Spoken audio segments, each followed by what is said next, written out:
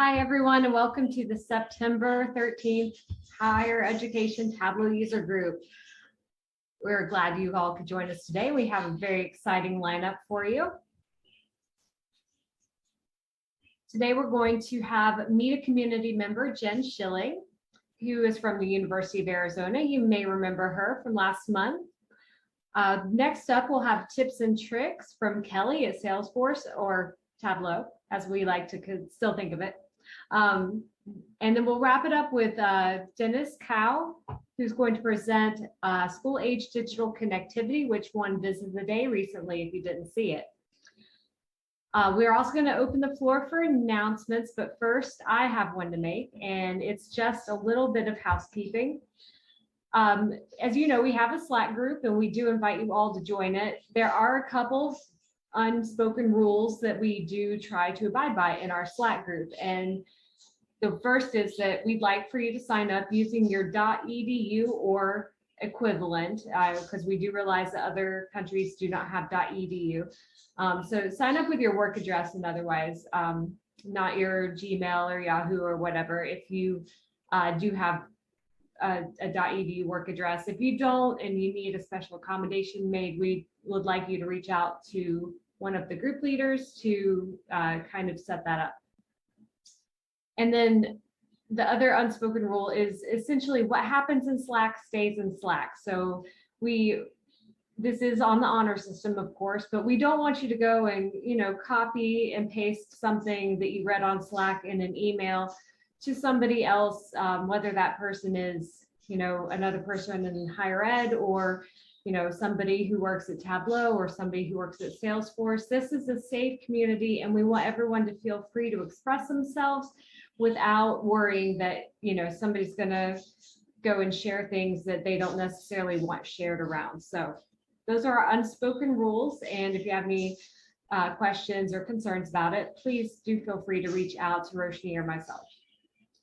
And also, another announcement before we open it to the floor is that if you would like to be a moderator for one of our breakout groups or breakout rooms at the end of the meeting, go ahead and let Roshni or I know. You can pop it in the chat.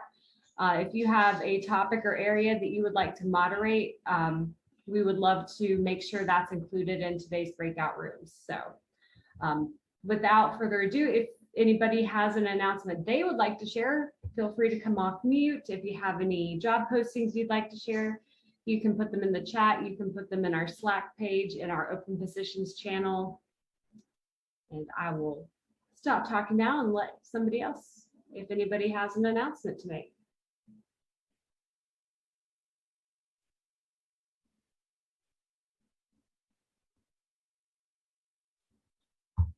Doesn't sound like it, so I guess we will just move ahead with our Meet a Community member, Jenn Schilling.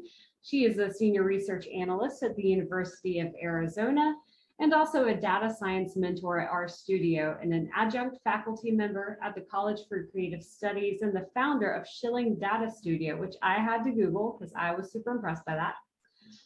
She is a data visualization training and consulting agency. That is her, I guess, side gig. Jenn has over a decade of experience in data visualization and data science and enjoys teaching and sharing her knowledge with others to support better data communication. So Jenn, welcome. Thank you for being our Meet a Community member for the month. Thank you. I just want to open it up by saying, tell us a little about yourself and describe your role in your team. Yeah, so thanks so much for having me. My role as a senior research analyst at the University of Arizona, I work within our customer experience and support team within our University Analytics and Institutional Research department. And so our team, well, our whole department is responsible for all of the university's data, managing it, storing it, reporting out on it. Right now, this week, we're doing our fall census. So as I'm sure all of you are familiar with, it's a big reporting time for us now. And then my specific team, customer experience and support, we tend to work on projects that span all across our data pillars. So projects that involve a mix of student data, faculty data, research data, kind of across those. And we also work to make sure our tools are as user-friendly as possible. And so within the last year, we've created a design system for our department, which helps all of the analysts within my team make products that are consistent and have similar look and feel across all of our dashboards and things that we are creating. Wonderful. So you already kind of talked about what kind of data you work with, but do you want to expand on that at all? Sure. Yeah. So as I said, I get to work on a lot of different types of data. I have primarily worked with student data in my time at the University of Arizona. I joined University of Arizona in January 2020. So I had like 3 months in the office and then we all went remote. So in that time, I've done a lot of work with student data, and one of my big projects has been on predicting net tuition revenue and, predicting what students are going to enroll in the fall. But another side of that is I was also the person who's built and responsible for our COVID dashboard. And so ours is still running. I know some universities have stopped doing it. University of Arizona, we're still going strong. We're adding stuff to it. That was a project that I got to work on. And so I've also worked with the COVID data, where it's testing data, wastewater data, all kinds of kind of bringing lots of different data sources together. And then another project that I've been working on recently is on research expenditures. We're trying to make a report that will cover kind of the whole picture of research at the university. So what proportion of our faculty are working on research? What are research expenditures looking like? What's our kind of churn of hiring faculty in different positions? So I get to work on all kinds of stuff, which is a lot of fun. Sounds like it. So how do you use Tableau at work specifically? The COVID dashboard was all built in Tableau, so that was a big Tableau project. We internally, for our data users, we actually use a different business intelligence tool, but all of our external resources are built on Tableau. And so our interactive fact book is all Tableau based. And we've worked and partnered with some other departments in the institution to build dashboards for their websites. Like for women in science and engineering, we built a dashboard focused on women in STEM and retention and graduation of women in STEM at the university. And so that was built in Tableau. Anytime we're making something that's going to be hosted on a website publicly facing, we use Tableau. Wonderful. Do you have a favorite Tableau project that you've worked on? I think the two I just mentioned, working on the COVID dashboard was a lot of fun. Fun seems like maybe not the right word, but I'm really grateful for that opportunity. And it was great to work with a lot of different partners within the university. And so that was really interesting, and to work on something that was so impactful and so important. It was our way of sharing information about the status of COVID at the university. And I just am really glad that I got to be a part of it. And it was also just a really interesting and challenging project, particularly our internal dashboard, because there's just so many pieces to it. And then I am a big advocate for like women in STEM. And so it was really exciting to get to partner with women in science and engineering and build this dashboard. Well, I worked on it. It wasn't just me building that one, but getting to work with a team of people to build that dashboard and be more transparent about the experiences of women in STEM in terms of their, experience in a limited way in terms of their retention and graduation, but that's important data for people to have access to. Couldn't agree more. How long have you been using Tableau, and how did you learn to use it? So I think I've been using Tableau since 2012. So I guess 10 years. I learned to use it in my first full-time position, which was in the supply chain, hence the supply chain rhapsody we heard there. And I remember being sent to like a 1-day course, or maybe it was 2 days, but I think it was only 1-day course on like on Tableau and like how to use it and how to visualize data. And I don't remember if it was from like Tableau itself or some sort of external consulting person. But that is how I learned how to use it. And do you have a favorite Tableau feature? I really have been liking parameters at the moment. I've been using them a lot, especially with the COVID dashboard as we keep adding different academic years. So having a single parameter that sets the academic year, and then all of my, within all my different data sources, checking whether I've got the right, like the years, or excuse me, the dates of the data in those different data sources, whether it meets the criteria for the academic year. So I think I know it's maybe not a very exciting one, but that's one that I've been using recently and I like it. I think parameters are so exciting. Today's Visit of the Day is a good example of that too, but. All right, well, there we go, parameters. Yeah. So is there something in Tableau you'd like to learn more about? I think I'd really like to learn more, and I'm not sure if this is so much in Tableau or just the thing, a thing people do with would do with it. I think it's really amazing people's I'm trying to think of, well, I was just like well-designed is the word that's coming to mind, but I had another word. But I know that people are using different tools to create kind of a background or, more than just a background, like visual elements within their dashboards. And I come from a very technical background and I've learned some design principles and things like that. But I don't always have quite as a design and artistic focused eye. And so I think it's really amazing when people are doing stuff like that. And I think that'd be really cool for me to learn at some point. I could not agree with you more. What is one thing you wish you could go back in time and tell Tableau newbie you? I've been trying to think about this question. So I guess full disclosure, Jenny sent me the questions ahead of time, spoiler. But I've been trying to think about that. And I don't know, I just think, I feel like being, I see Roshni in the chat saying, send the questions ahead of time. I'm just all over the place. Goodness gracious. Focus. That's what I tell newbie me. No, I think just like having patience and, things come when they come and you just got to take it step by step. And over time you build more skill and and just try things out. That's very generic advice. That's what I got right now. I think it's very good advice. Do you use Tableau outside of work? And if so, how? I don't a lot. I have done some consulting projects in Tableau. So the primary one that I've done there has been with college access organizations in Arizona, as well as the Arizona Commission for Post-Secondary Education. And that's been on tracking FAFSA status and also helping support college access organizations as well as high schools keep track of how students are progressing towards the milestones they need to meet to attend college. So I've done some consulting work there. I haven't done, I do more of my kind of free time viz, I guess, in R. And so that's where I do a lot of my stuff. So I don't do as much in Tableau outside of work. Great. Is there anything else you want to add before we start the lightning round? I don't think so, although I saw someone in the chat just asked if we use Tableau other than external facing dashboards at Arizona. Not too much.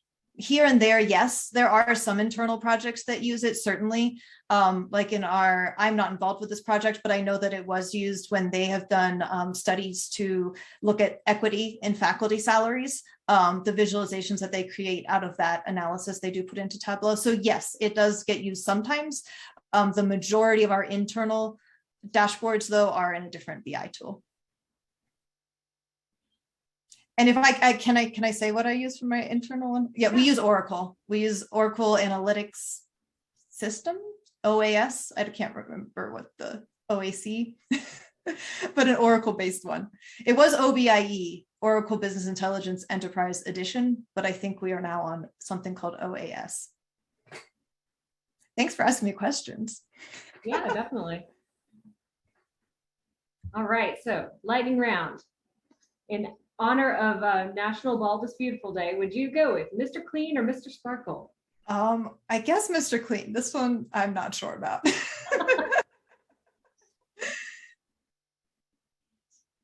And then smooth or crunchy peanut butter? Definitely smooth. Your favorite programmer, Grace Hopper or Noam Chomsky? Grace Hopper. I actually had the opportunity in grad school to go to the Grace Hopper Celebration of Women in Computing. And it was really, really cool because it's just like thousands of women who do computer science all at a conference together. And it was amazing. That is fantastic. Grand Canyon or Petrified Forest? Grand Canyon. Mesa, Arizona or Grand Mesa, Colorado? Grand Mesa in Colorado. And who would you rather have take over your kitchen for the day, middle schoolers or grad students? Well, I have taught both, and I think I'd pick middle schoolers. It would just be, yeah, you never know. I mean, I guess you never know what happened with anyone, but with middle schoolers in particular, you never know what would happen. I think we could have a lot of fun and probably make something very interesting. Mm-hmm. Not to throw shade on grad students. Grad students are great too. That's why we threw that question in there, because we knew from your bio you had taught both. Yep. And we also know that you're a big fan of sewing or knitting. Yes. Well, I'm going to say knitting because that's what I've been doing more recently. I moved at the beginning of this year and my sewing machines are out, but they have not been used since I moved, which was at the end of February. So knitting is what I've been doing recently. But you have multiple sewing machines. So that's, I don't know how much I believe that answer. I have one sewing machine and then I have a serger from my spouse's aunt. And I haven't used it. She gave it to me and my parents actually drove it across the country because they picked it up from her because they live near her on the East Coast. And I haven't, it is out, but I have not used it at all. So that's the second one, but it doesn't, I don't know if it counts. I own it, but it has not been used. And hopefully my spouse's aunt will not watch this because I feel very bad that she gave this to me and I haven't used it yet. So don't tell her. I plan to use it. I plan to use it. All right. And then last but not least, Uncle Sam or Yosemite Sam? I don't know. I was gonna say Sam Smith, the singer. Nice. Go with your own Sam. I made my own question. There you go. Excellent. Thank you so much. That wraps up our lightning round. And if anybody else would like to be in the hot seat, as Roshni put it, in the future, please reach out and let us know because we'd like to meet a community member every month. Thank you so much. This was super fun. Thanks for Jen. having me.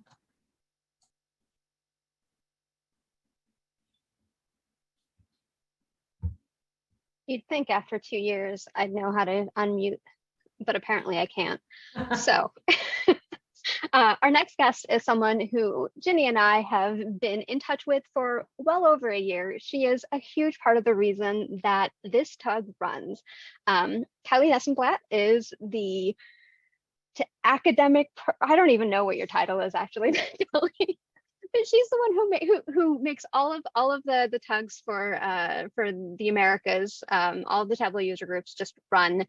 She and her group are like the support system for all of the Tableau user groups. And she came to Tableau through her time at University of Arizona. And Jenn is from University of Arizona and Kelly's from University of Arizona. We can't not have that connection happen. So Kelly, sorry, this is like the worst intro ever, but we're really glad to have you. And so take it away. Thank you. Thank you so much for having me. I'm really excited. This is the very first Tableau user group that I've ever presented at. And I could not have a better connection with higher education. It is the reason why I'm at Tableau, and I'm excited to go through my journey. So let me start by sharing my screen, and I believe it'll stop yours. So here is this. Can everybody see my screen? Yes. Beautiful. So my name is Kelly, as Roshni just said. My role is a corporate marketing associate analyst, which is, who would know that role? But really I support the Tableau user groups for AMER. So everything from United States to Mexico, Canada, and Latin America. Presenting at the Higher Education Tableau user group today, and I'm so excited to be here. A little bit about myself is I officially started as a full-time employee in June of 2021. Again, I support the user groups and I love the user groups. I live in Seattle and I went to University of Arizona. I love coffee and I love helping others. A fun fact about myself is outside of my work at Tableau, I'm an aerial yoga instructor. So that is not me hanging from the ceiling. That's actually one of my students. So I've been doing that for about 3 years now, and it is a ton of fun. But jumping into my Tableau journey, my Tableau journey started when I went back to school. So I learned Tableau in one of my undergraduate classes before I even got into Eller Business Administration College in my statistical inference and management class, so BNAD 276. And as Jen mentioned, she had a technical background and she wants to learn more about design practices. I was the complete opposite. I am very right brain oriented, where I'm really bubbly and energetic. I'm super creative. I'm bouncing off the walls all the time. But when Tableau was introduced in my class, everything clicked for me. It was like a light bulb went out. I realized that I could tap into my left brain skills of logic and analysis and making data-driven decisions. And the biggest one was curiosity, is just one question led to another. And I found that Tableau was the perfect combination of both. And this wouldn't have been possible without my professors. So on the left-hand side, this is a real write-up that I made in that 276 class, where I was learning ANOVA regressions, I was learning statistical inference, learning how to look at, null hypothesis, p-values, all of that. But it wasn't until Brett Marinan, who taught it in class, said, you're going to learn RStudio, you're going to learn Excel, but I really think that Tableau is the way of the future. So we're going to take every regression that we do whenever we write our write-up, and we're going to put it into Tableau just so that you could visualize what you're finding, find the outliers, and really understand what you're looking at. So all thanks to Brett Marinan, because without that class, I don't know how I would have found my way at Tableau today. And then Gray Hunter, another professor, you could see him on the right-hand side. He is the one helping the student in the article. And he really drove it all home. University of Arizona has a huge program called Tech Core, where they teach you Excel, they teach you Adobe Suite, they teach you Tableau classes from beginner, intermediate, and advanced. And I think I attended every single one of those, from office hours to staying long after class, just so that I could learn Tableau. And it was incredible. And so I'll be sharing this link out and you can learn more about U of A's initiatives. So that was sophomore year of college. Jump forward to junior year and I'm learning Tableau, I'm falling in love with data, and I start interviewing for internships. And right away, as I was interviewing for Tableau, my two interviewers, Paul Bauer and Carrie Hovig, stop and they hear my story and they go, well, have you heard of academic programs? And I'm like, no, what is academic programs? And it just really was the most perfect match that I could have ever thought of. Academic programs, if you have ever received a free license through Tableau to the Tableau suite of desktop and prep and e-learning, guaranteed that was through academic programs. And there are three big programs that I would like to call out today, three big branches. And it relates to if you're a faculty of staff, if you're a student, or if you're a parent. The very first one is Tableau for Teaching. Tableau for Teaching is huge. They give you bulk licenses. They set you up with ready-made course curricula. They plug you into a whole group of instructors so that you can all learn together and really help your students on their Tableau journey or on their analytics journey in general. And so it is just incredible. If you're faculty of staff at a university, I highly recommend just looking into Tableau for Teaching and seeing if there's something that could help support what you're already doing. The next is Tableau for Students. And Tableau for Students resonates with me so much because I learned it from the TFS program without even knowing about it. So I would go in and it's providing free licenses to anyone in a 4-year accredited institution to prep, to desktop, to e-learning, the whole suite. You can learn about how students have used Tableau to get internships, say at Spotify through a program called generation data, and that is all Tableau for students. They give you so many different ways to learn, and you just have to enter in your information, and that's how I found it. And then finally, one of my favorite programs so far, I keep saying programs, but one of my favorite branches is Data Kids. So if you are a parent, get involved with Data Kids. It is all about creating activities, fun visualizations, exploring data that is all around you, ages 8 to 16, and getting them introduced to data at a very early age. With Halloween coming up, I remember last year, there were so many activities about visualizing your Halloween candy. So just a ton of opportunities there. One way that you can get involved is this Data Skills 10 Million initiative. Pledge for Data is what the hashtag is. And there are 3 different ways to get involved. And Pledge for Data, it's wild to me how much academic programs has evolved since I was an intern there just, over a year ago, where all of these are brand new. So check out the Data Literacy for All e-learning badge. Understand why data literacy is so important with everything around us, from social media to the music that we listen to. All of this data is constantly around us. So learning how to understand it and visualize it and continue to ask those questions is just unlimited power. The second one, of course, Data Kids, build an activity. It's so much fun. And then the third one is a new Salesforce trailhead of Build Your Data Literacy. So again, Pledge for Data is partnering with organizations such as Coursera.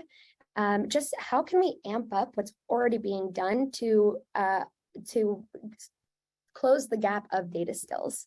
And it really takes a village. So if you have any questions about Pledge for Data, I could talk about it forever. Make sure to reach out.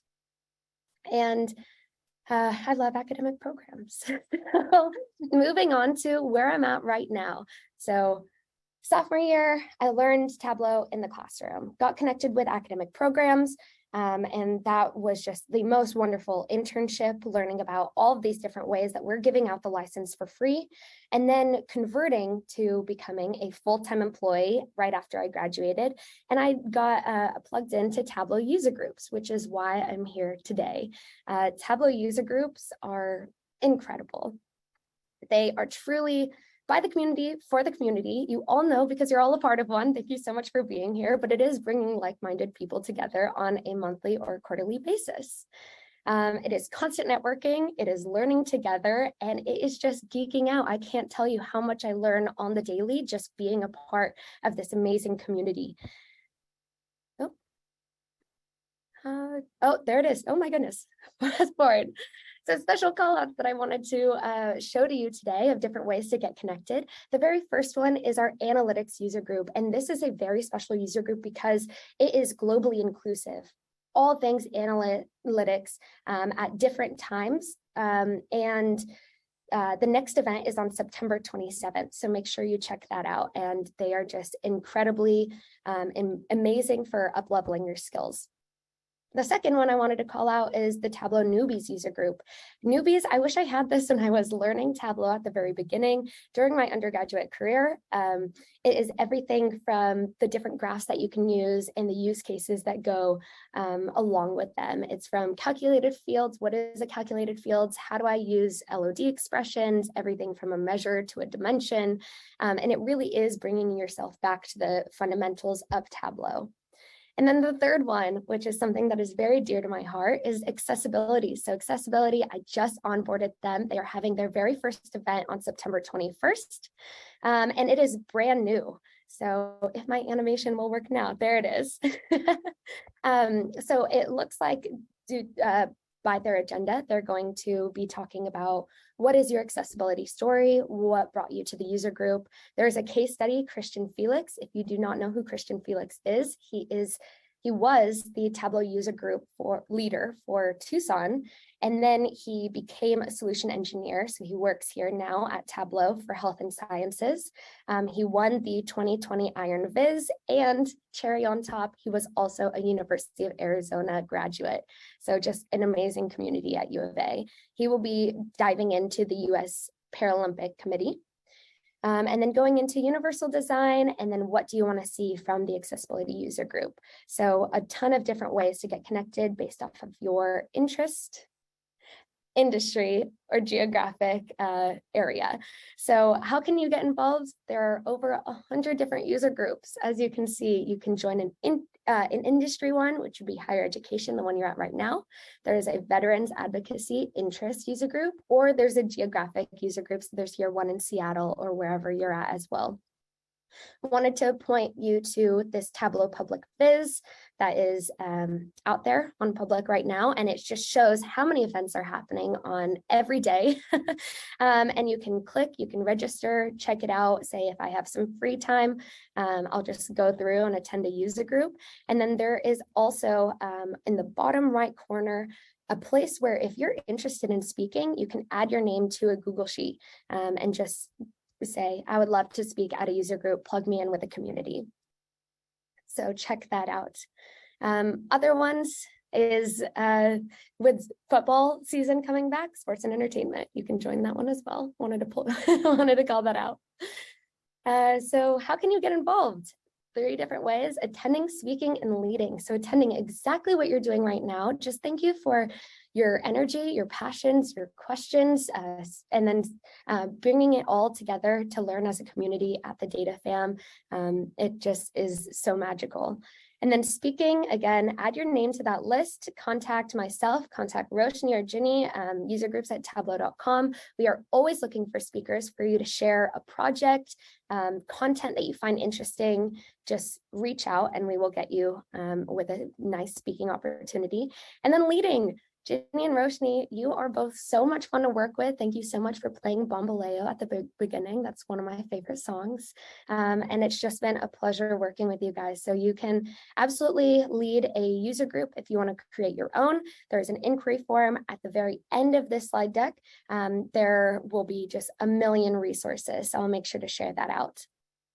And then finally, just get connected. Reach out to me if you want to meet other Tableau user group leaders, if you want to meet other visionaries, ambassadors, people in the community that have all started somewhere and just learned and grown their data skills. It's incredible. So a couple ways to get connected. First being community projects. This again is by the community for the community. Community members have put this on. They create challenges. So there's popular ones such as Workout Wednesday, Makeover Monday that you may have heard of. One of my favorites that Ginny, we have been talking about doing, but we need to get on it, is Prepping for Data or Prepping Data challenges. And that is all learning about the ETL process before actually putting it into Tableau, just using Tableau Prep. So there's those community projects. You can sign up for our community newsletter, just always stay in touch with everything that is going on. We have webinars. There's so much to get connected to, so many exciting things that we're doing. There is Viz of the Day. So right after my presentation, we're going to learn from Dennis and how he got the Viz of the Day, his whole process on Tableau Public. So make sure you subscribe and learn more about that. And then the data skills 10 million. We want to empower 10 million people to close the data literacy gap by the end of 5 years. And it really takes everyone coming together in order to do so. And finally, my personal favorite, Tableau user groups. I love my job. I love the community. I'm so happy to be here. And thank you all for having me. So Kelly, yeah. I'm going to put you on the spot. Okay. What's your favorite Tableau user group? Oh, you cannot ask me that. You know that is so. It's all being recorded and everything. It is all being recorded. I will say that every group brings something just so interesting, new to the table. Again, I learned something new every day. I will say, Roshni, and hopefully other user group leaders who are on this call or listening, I love the fact that you guys play music at the beginning. I love that. I hope that everybody does that. I think it's such a fun way to get everybody interested. So you're the only group who does that. I want everyone else to. We're leading the way. So what's the most interesting thing you've seen at a user group, or the most interesting thing that you've learned at a user group? Oh, great question. The most interesting that I've seen at a user group, hands down, is how much people are willing to help each other. So some user groups at the very end, and I believe that you'll have breakout rooms at the end of this meeting, but Yep, they will just present projects that they have questions on or things that they need help with. And you'll just see the chat blow up, and it'll be, 3 to 5 to 10 people just hopping on saying, let me work with you. How can I collaborate on this project? Here's the answer. Here are some knowledge base articles. And so it really is this whole, you give some, you get some sort of relationship where people just want to help others and learn together, which is my favorite part about the role.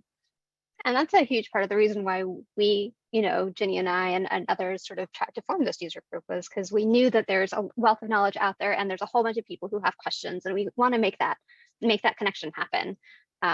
So yeah. And thank you, Kelly, for being a huge part of making this tug work. It is all you guys. I'm just here to cheer you guys on. I sit back and I love it. Awesome. Well, if anyone has any questions for Jenny, for Kelly, feel free to put them in the chat. And we're gonna, let me figure out how to share a screen again, because, again, how many years of Zoom and I still don't know how to do things. So we're gonna go ahead and move on and meet Dennis. So Dennis is a faculty member. Oh, whoops, sorry, wrong screen. So Dennis is a faculty member at Carleton University, which is in Canada, not the one in Minnesota. I learned that 7 times when I was trying to find music for Dennis. So Carleton is in Ottawa, but he's a recent transplant to Ottawa. He used to live in California. So in his role, he conducts health equity research and teaches courses in community practice, in nonprofit management, and research and statistics. He's only been using Tableau for a little under 2 years, but immediately fell in love with all that it can do. I feel like we've heard that story a few times here, just today. And he's currently trying to integrate Tableau and more broadly data visualization into his teaching and research. So Dennis recently built a viz for EduVisors, which he's probably going to talk about a little bit, that ended up being a viz of the day on Tableau Public. And so he's here today to share how that viz came into being and what he's learned throughout the process. So Dennis, go ahead and take it away. Great. Thank you so much. And hello, everybody. It's an honor and pleasure to be here with you. Thank you for inviting me and letting me talk and share a little bit.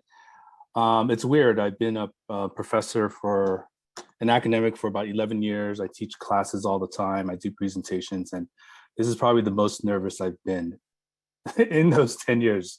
Talking about Tableau, which I feel in this space, I feel very much still a newbie, but I'm very happy to be here with you.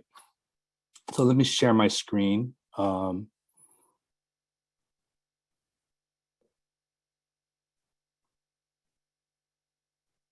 I have a simple slide deck that I wanted to just use to provide some visuals for me. Let me close a few things. So this is the viz. This is an image of the viz, and I can't overestimate how surprised I was at the response to this. I'm relatively new also with Twitter, and I like to share some of my vizes and my work through Twitter, and I was just kind of really blown away by kind of the response, and I'll talk a little bit about maybe some of the things I've learned from some of the feedback I've gotten and some of the attention that this viz has gotten. But just to say, I was totally blown away and very surprised and shocked. There are other vizes that I spent a lot more time on working on, but so I think it goes to show I'm still trying. I have a lot to learn. And I'm trying to still figure out some things. Just a little bit about myself first. This is my family.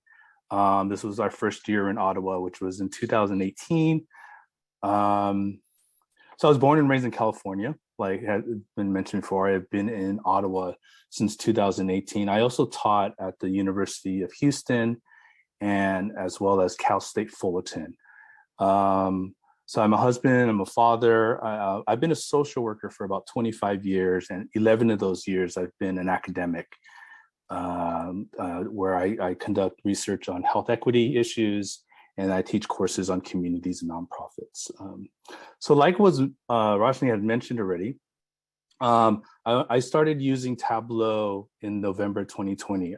So I was trained using SPSS and Stata. I also have since learned, I've been using R for about 5 years. And then I also do a lot of GIS mapping. So I use ArcGIS, and then now I use QGIS mainly. So I've been doing that for about 10 years. And then 2020, I discovered Tableau, and I just like, where has this been all my life?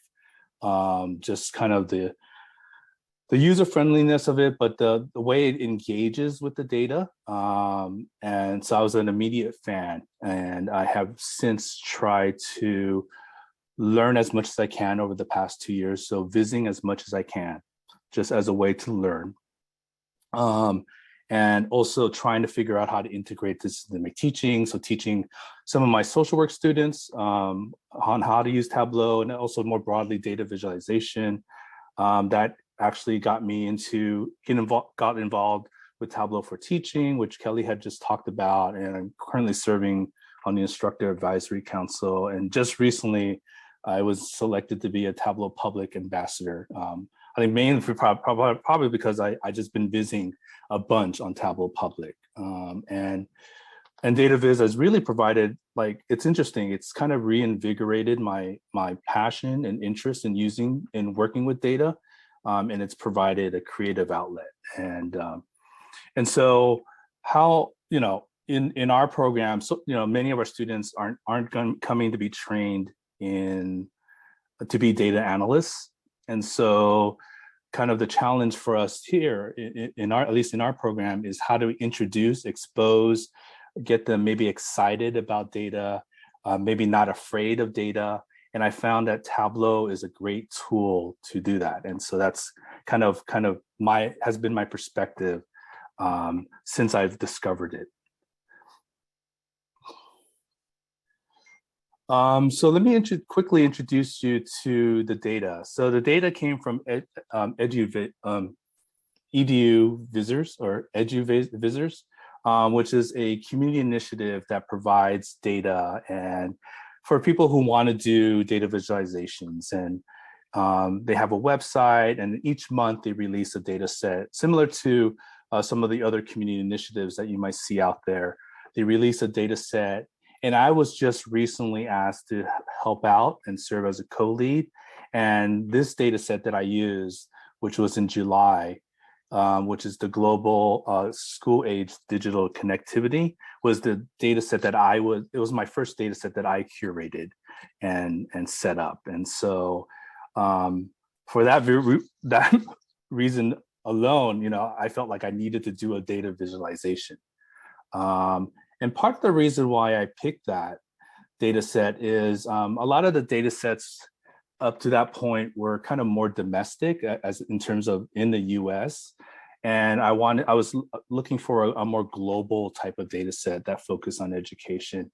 And we were just coming out, as many of you have experienced, coming out of all the lockdowns and all the teaching, online. And then if you have kids like I do, we were working with our kids at home, figuring out how and working with them, digital learning. And I have at the time, our daughter was in kindergarten, and it was just so much work to get her plugged in into the classes, and then a lot of work engaging with her on all the different assignments she had. And so this was an issue that was kind of, I think, on top of my mind as a result of that. And so the data set came from UNICEF. In digital connectivity, school age digital connectivity basically represents the percentage of children that are school aged with internet connection at home. And then as part of the data set, I cleaned it a little bit, but I included different groups in terms of comparison. So total, urban versus rural, and poorest and richest quintiles. And And so as someone who has done GIS mapping, the first thing I did was just put everything on a map. And so you'll notice that there's 87 countries, and a lot of my visits, I try to do mapping, just because that's kind of where my heart kind of is centered, based on my training and what I've done in my research. But the first thing I noticed that there's a lot of countries that are missing, and oftentimes global maps aren't very good kind of vehicles to kind of tell kind of different stories, right? When you use a global map, you can use it to tell different stories. But what I wanted to do was really highlight the disparities across the different countries. And it's going to be kind of hard to do, especially when you have different sizes of countries and things like that. And especially if you have gaps where you don't have any data for different countries. And so what I eventually turned to, I haven't done a whole lot of these, but I was inspired by a video last year by Neil Richards, where he talked a little bit about kind of small multiples. And I was inspired by that and said, okay, let me try. I haven't done a whole lot of visits like this that involve small multiples, but let me try. So with 87 countries, I could build a grid like, that goes 8 by 11. And there's a couple tools out there that allow you to do that. There's different ways to do that. And the way I ended up doing it was using the case statement generator. That is provided by Kevin Furlage to generate these calculations really quickly, and basically hard code and calculate each country based on its row and column.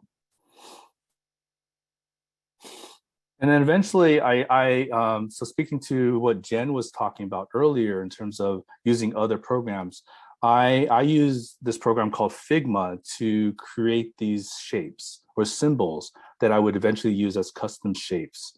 So I found an image of wireless signal, and I thought, they're already inherent in the wireless signal, right? Are these is a measure that already represents degrees or a spectrum. And so I thought it would be a perfect symbol to do that. And I think a lot of the feedback that I got was, wow, this is like, this served as, people recognize this immediately, recognize what the different bars mean, or different kind of strengths mean, different curves mean. And so it would, people didn't have to take a lot of time, from what I've heard, to really try to understand what's going on. And so I think, I started actually looking at the bars, like, on your phone. And to me, that was too closely resembled bar charts. And so I thought it might confuse people, but I think this worked out well. And so I used Figma so I found an image from freeiconspng.com. And then Figma has this cool tool that can take any image and create a vector out of it.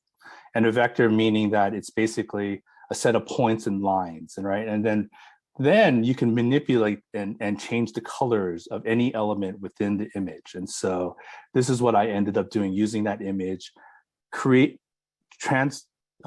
using image tracer to turn it into a vector, and then created these different shapes that I would set up as custom shapes for each of the different categories. So from less than 20, 20 to 40, 40 to 60%, etc.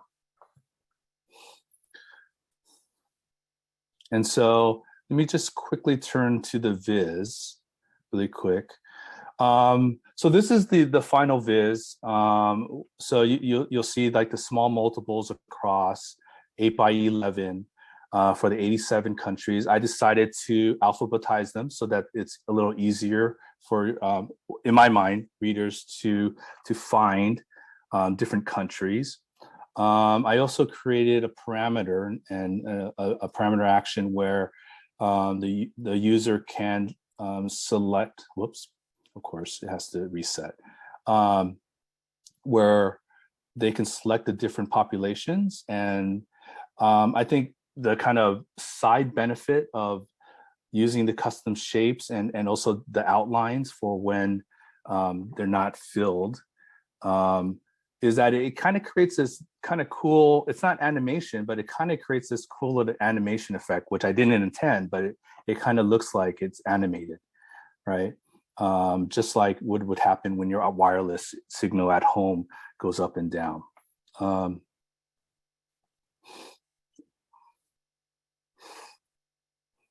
So again, I mean, ultimately, I mean, I felt like this was a fairly simple viz. It didn't require a whole lot. I mean, I thought it was almost intuitive that the wireless signal, that I used the wireless signal to represent digital connectivity. But the response was a little bit overwhelming. Like I've only used Twitter a little bit, and so anything over 20, 30 likes is kind of viral, quote unquote, to me. And then when I got Viz of the Day, obviously that was very surprising. If you're interested in kind of more of the mechanics, someone actually even did a YouTube video on how to where he deconstructed the Viz, and you can find a link on this, and I'll share the link to this slide deck. So some of the lessons learned, I mean, I think from the feedback, and this is just kind of, really helped me kind of think about kind of how I viz, how I disseminate my research and things like that, right? So in my mind, I think this is a very simple viz, and I think that's probably one of its strengths. It's fairly easy to understand right away. It communicates maybe one or two key messages in my mind, and those and what the messages I wanted to communicate were, that there's disparities across the globe. And so I think it really, like, just looking at it, it really highlights that there's, disparities. The use of a very familiar symbol as the shape was, I think, kind of a strength of this viz as well, just based on the feedback that I've heard.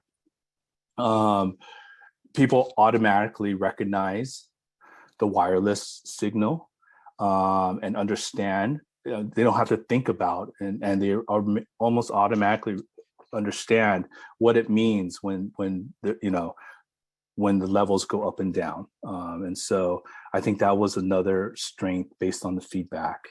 And then ultimately, I think I've done a lot more complicated kind of visits, and I thought those were good. But ultimately, I think what's effective, and it kind of goes to show that I still have a lot to learn about this, is that,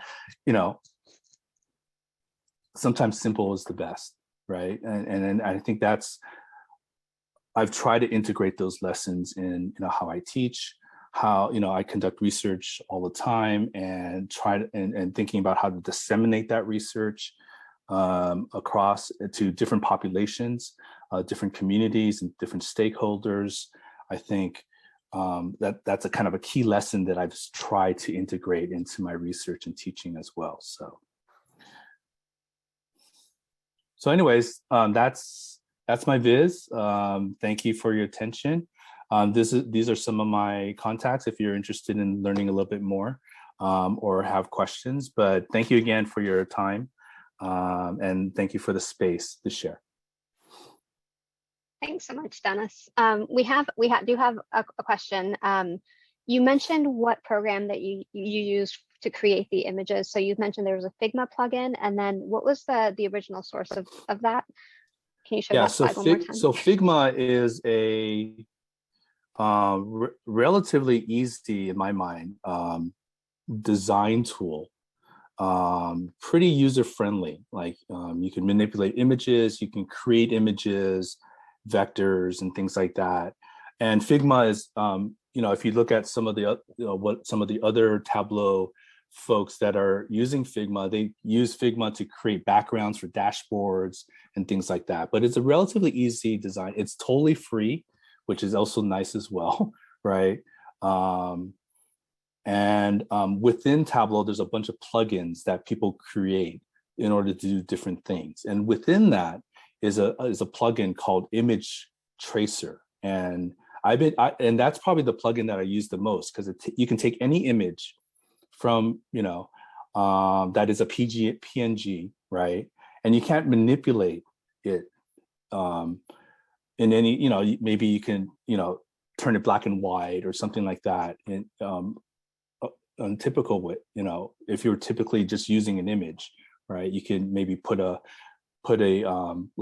like a blank, like transparent, like black transparent with a little bit of opacity over it to kind of lighten and darken it. With Image Tracer, the cool thing is you can actually change it to a vector. And a vector you can then manipulate, because a vector basically is that image, but it's basically a bunch of lines and points and lines connecting those points. And so then with that, then they become basically shapes, right?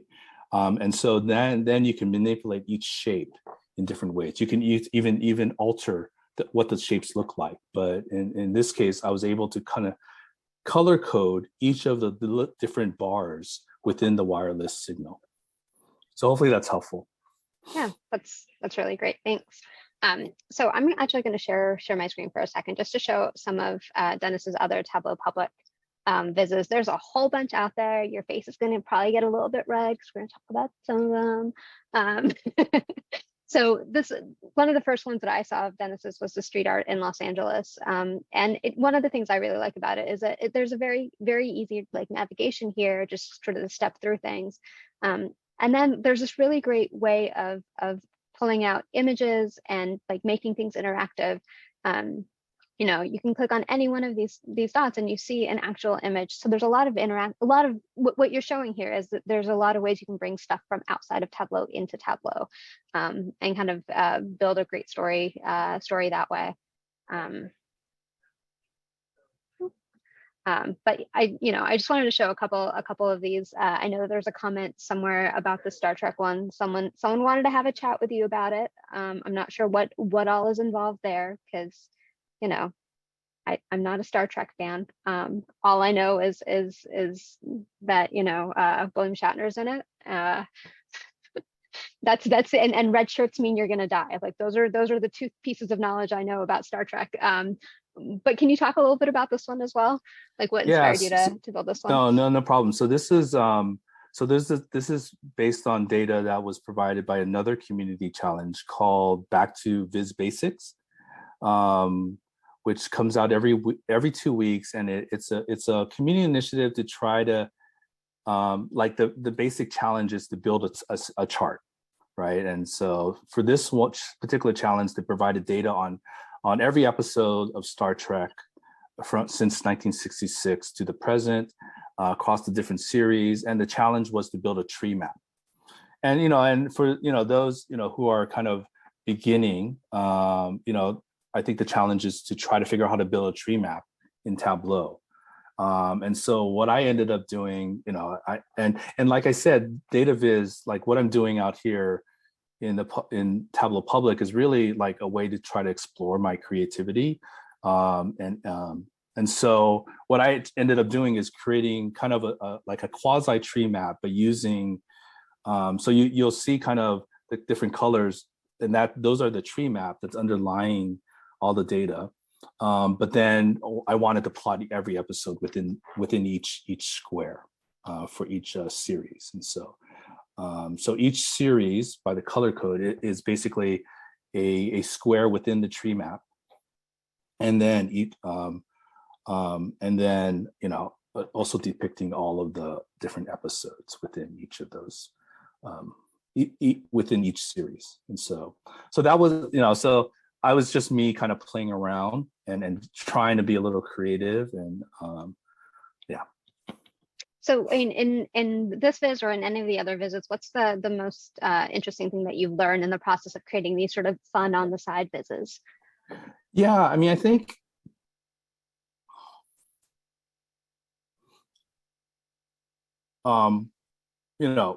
I think one is that I like to be creative.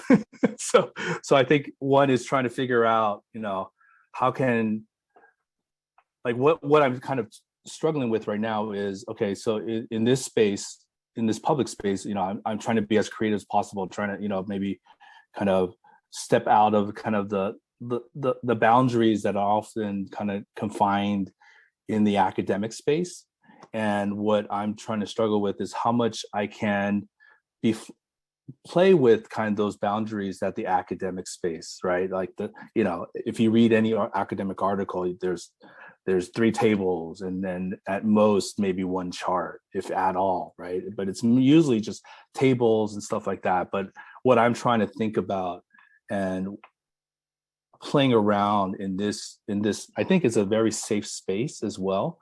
Tableau Public and Twitter, and explore and engaging with Data Fam in the Twitter space. It's really helped me get feedback on kind of some of the things I've been doing, and helping me think about, okay, can I do some of this in the academic space?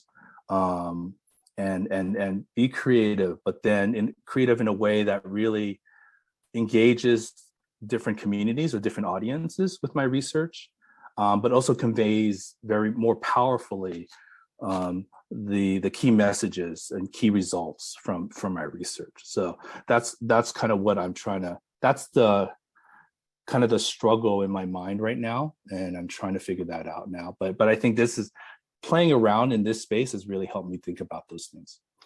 Yeah, it's sort of the, okay, so I did this fun thing. What can I actually apply to the real world? And I think that's something that a lot of us probably see. You know, we see all these really great like data art type things out there, and we're like, okay, well, I can't do that with these bar charts or these tables that I'm being asked to create for my work. But there's a little bit of creativity that you can bring back, whether it's how to use something like parameter actions. Like, okay, maybe you can't have sorry, I'm trying to find, maybe you can't have these like wireless signal images, but maybe there's something with parameter actions that can help people, you know, switch between seeing students in one school versus another school, or, you know, or undergrads versus graduates, and that sort of thing. So thank you, Dennis. I think we might have a few more questions in the chat. So if you get a chance to, it would be great if you could sort of look through those. And Definitely.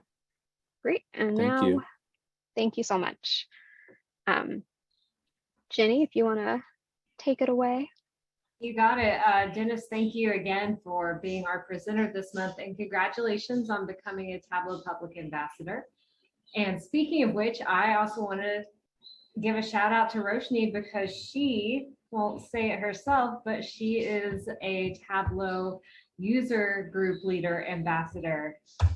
So congratulations, Roshni, very well deserved. I think our whole community is super proud of you. Aw, thanks. Yeah.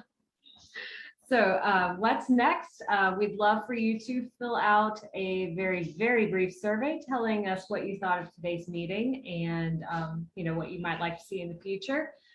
And go ahead and sign up for our user group meeting for October. It is going to be a very special meeting. We're going to meet a community member, and our featured community member is Patricia Ciavarelli from Pratt Institute. And also, we're going to have a special edition of Tip or Trick or Treat. And who's presenting at that? You are, I hope. If you'll fill out this form to let us know what you'd like to present on. What we're looking for is like really lightning fast 5-minute tips or tricks that you can share with the group. And we've got a few presenters already in slots, but we are looking for possibly 6 to 8 more, depending on how long you're presenting for. So let us know if you have a tip or trick or treat you'd like to share with the group. And I know that we always ask for you to fill out this form about presenting, but if you would like to just talk to Roshni or I one-on-one first, throw some ideas around, get some feedback before you take that step of filling out the form, we're going to have a breakout room today just for that. So we're going to have that breakout room in addition to having our general breakout rooms by your topic area or department at the institution. So we are also looking for suggestions on what topics you would like to see in the breakout rooms. So if you have anything that you would like us to create a room for, go ahead and put that in the chat. We are trying it a different way this month so that we can make sure we get everybody covered.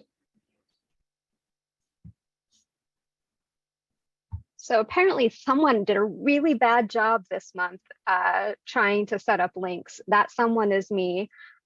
So give me 1 second. I just posted an updated link for the for giving us feedback on this month's sessions. And yeah, I think that's it for today. Thank you everyone for joining us. Thank you. And, Great to have you all.